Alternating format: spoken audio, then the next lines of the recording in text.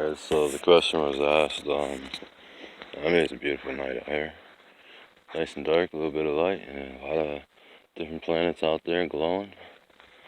But anyway, the question when I was back in 1984, I was bugged about in 1983 and 1982, is Capital One Records, coming back? Am I going to bring Capital One Records back when I get old enough and take it over and make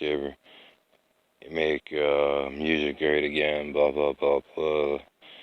And my answer was I didn't want to answer that question because right now Capital One Records is shelved. All the music is shelved.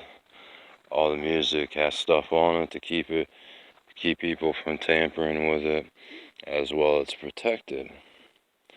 Not only by European law, it's protected worldwide by a lot of different people. Now the interesting part of it is other things came out within 1984 to 1985 to 1986, and me just pretty much getting sick and tired of people asking, is Capital One Records coming out again when you turn 13 or 18 or 21 and my answer was, I'm taking a vacation. I'm not bringing Capital One Records out, and neither is anyone else touching Capital One Records. And it's just gonna sit in a vault and whatnot. So whatever music is actually loose or you have on your digital media or analog media or a CD or you sang yourself that you remember, that's about the only music you're gonna have. And one of the reasons of it is for a very good reason. A lot of the different contracts with Capital One that got signed, sealed, all of the different paperwork dealt with, and the people signed off. They either helped with making some of the music, or didn't help with making any of the music, and was just told, you're being paid to stand there and play the piano, which doesn't make him an artist or a musician if you're receiving a paycheck.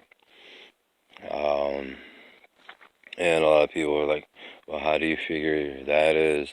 Because once I pay you to do a job, to play a piece of music, and you sign off on the paperwork to any acknowledgement of that music, legally, that is not your music, even though your name may end up as a stand-in piano player. Mainly because maybe I can't play two instruments at one time. That fell through. Then I said, screw it. I had enough of people doing this, and that, and pulled out what was called an audio manager, synthesizer, and started doing all the music myself, playing every single piece by myself, independently, and then stacking it up and whatnot on the synthesizer screen, and then blending it all in to make it sound like I wanted to, which worked out, in all honesty, very, very much better than working with another person and having to deal with the contracts. Most of all pieces by Capitol Records never had the name of the singer and whatnot on it. That came later on, and I'll get to that in a second. After doing all this within certain generations, and they all know what I'm talking about, so don't sit there and say, oh, you're nuts and whatnot, or not nuts, but you're going crazy, you're going mental and whatnot, because you need a paycheck. The other part of it is all my vaults, all the different areas in let alone Pennsylvania, but up and down Canada. Certain vaults in Canada haven't been touched, but most of all the music and video vaults have been broken into. The vault out in Montana, got broken into, and whatnot, and that was a vault that was sealed, shut from 2 different points. On the inside it was sealed, and on the outside it was sealed. And the only way to get in is the laser cutter. You all seen that on a video, where a guy has this huge laser cutter that bores in the mountains. And the main reason for that one is that's called a locked up vault. And that vault, when it is done, it gets locked up and no one goes back into it. I mean, a vault on the side of a mountain should tell you that if it states on a plaque that was drilled into that vault that you should never unseal this because of the things in the horrors and behind this vault, or the possibility of the horrors and the things that were in this vault coming back out here, which were, they're not asleep, but they look more like a ghost. So sealing them away wouldn't be a bad thing if it kept people's lives better.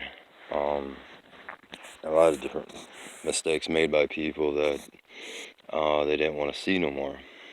Even though the vault is reopenable by using a plasma laser cutter to reopen the vault, most people realize that it may not have been them that it looked like. So that vault got busted into. All of a sudden people started complaining. Everything in the United States in 1985 to 1988 to 87, people claimed and went to the emergency room saying they feel like they were dying and everything and so forth. With all this said, the contracts and agreements that you signed say that one thing that I heard on a certain wavelength with certain people, that you weren't signing with a red ink pen that came from a rose petal, or red ink that came from tomatoes dried out, or anything like that. You guys were signing in your own blood, and how they made this possible, since they put Capitol Records back up, and the government came in and shut Capitol Records back down, and they opened it back up, and then finally the fucking government just came and told me they've had enough, their head hurts, they want to leave. And these are all the Europeans that I entrusted to other different positions that were never supposed to go to Capital One. With all that said, and whatnot, a lot of you may hear yourselves. You may hear yourself way over there, 10, 15 feet, standing in a corner, and it's like you hear yourself talking when you're not talking. That's actually more than likely going to be you. Because a lot of you, if you looked at the Calvin Harris and Taylor Swift, you kind of did something to yourself that trying to play a GAME, that was really, really stupid. You can read it on Google Plus. It's on there. You don't have to search that hard. But the other question of it is, with a lot of these people, when you come at me and you want me to reopen, and I say no, and I say these, whatever the problem is, not necessarily dealing with just living people, but maybe the contract states, that Aerosmith died, let's say Aerosmith died in 1978.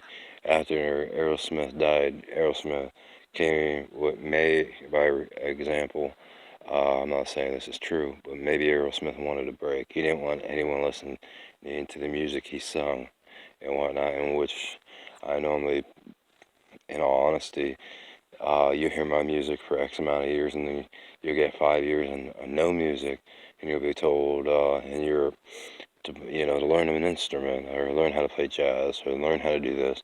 And the reason for it is you got the want to learn how to, so why don't you just deprive yourself in 5 years of learning how to play whatever instrument, instead of listening to a song, which you're going to listen to the song more than play the instrument or learn the instrument. So with that said, It was actually I'd say very not profitable, because it wasn't supposed to be profitable in that sense, but at that point in time, it worked out very well for my position, well, not position, but being Eric King and being behind the scenes, which you probably heard this through someone else. With that being said, and whatnot, I had another question asked. And this question came from a lot of different celebrities on the West Coast, on the East Coast, in Canada, and Europe, and whatnot. And I kind of answered this all in one shot. You were asked not to mess with music this time around in this generation for a few different generations, because a lot of artists claim that their heads hurt. They didn't feel good, they were feeling nausea, they were doing all kinds of weird stuff. And whatnot. People were discriminating, prosecuting, persecuting their music, or not the music, but what they were singing at that time. And that was only 4,000 people that I had actually would sing a piece, recorded. They had their YouTube video and whatnot. And that right there was before anyone had a label record. Any platinums, any silvers or bronze or golds, which I never planned on allowing anyone to really sing any music of mine. So, which I have over 40 million albums. Plus, pretty much as I think it is, I take over 95% of the market with my music of what I made and recorded to CD and tapes and all kinds of different stuff. Where the market right now is only 5%. A lot of it's just repeat. Someone, singing either whatever they made up or whatever the music was that was written for it and that was written to be played. So when you start coming at me and you start coming at me asking me this question, back in 1986 to 87, are you proud of me after I hear about all my stuff getting broken into, stolen, taken, the vaults being broken into, stolen, Area 51 having problems, Area 79, 81, 34, 44, and 54 being broken into, and then all of a sudden, because I won't answer your question right away, you commit the act of treason against me. So my answer is, am I proud of you for all the things that you have done? And Lindsey Sterling, you're one of the people that asked this question, so I'm going to tell you and everyone else, no. That's all I'm going to say.